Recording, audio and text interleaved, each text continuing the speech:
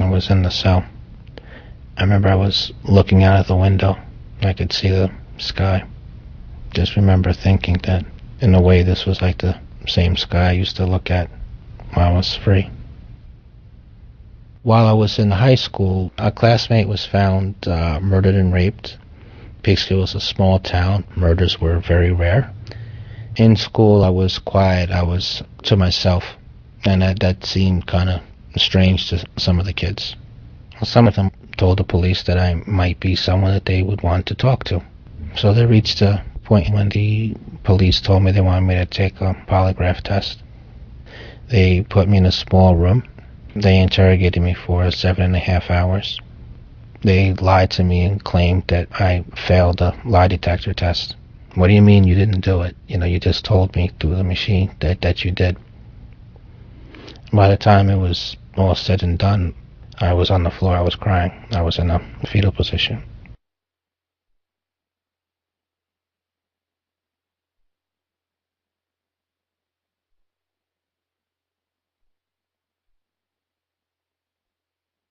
I saw my family, but I was looking to see reporters in the news media. I kind of had like a smile on my face somewhat, and I had my chest puffed out a little bit because I knew that everybody already knew what I had known all along, that I was innocent. I've done a lot of things for the first time. Being able to cook breakfast for myself, being able to open and close the window, being able to keep my own hours. I went swimming for the first time.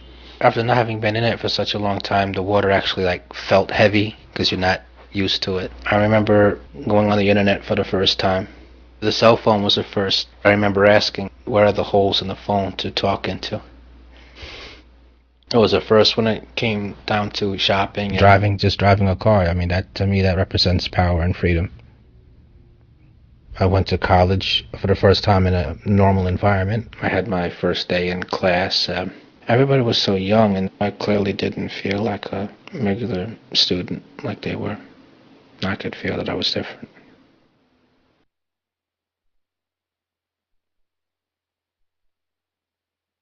Each and every one of you here today, wrongful convictions can happen to anybody.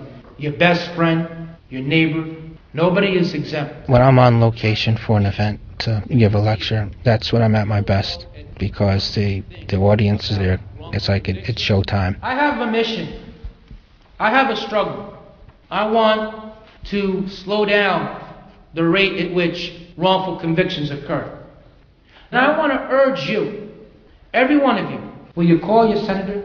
I think that the more time that goes by, I get a little bit less satisfaction. When the last picture's taken, the last hand is shook, the manager leaves, and all the personnel at the location are gone. They all have lives that they go back to, and I don't.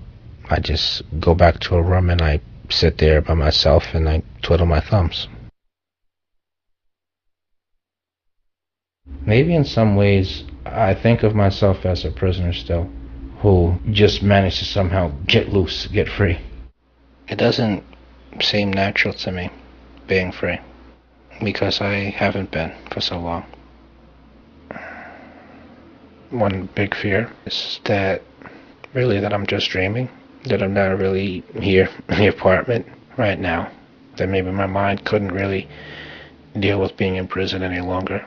So I wound up waking up and seeing the prison walls and the cell bars again, and I'll still be in there. When I'm in the dark moments, I think about not really enjoying things, not really having friends, not fitting in, and I think about ending my life. I'm still waiting for a lot of things. I'm still waiting for my first fun time with a woman, go out and just have some fun. I'm still waiting to find someone special for me. I'm still waiting to have friends. I'm still waiting to not feel like I have to scratch at every opportunity to have money coming in. And I think that all of those things are in place. Then I'll be able to exhale a little bit and feel like I belong out here. But then again, I don't know. I don't know if I'll ever feel normal, really.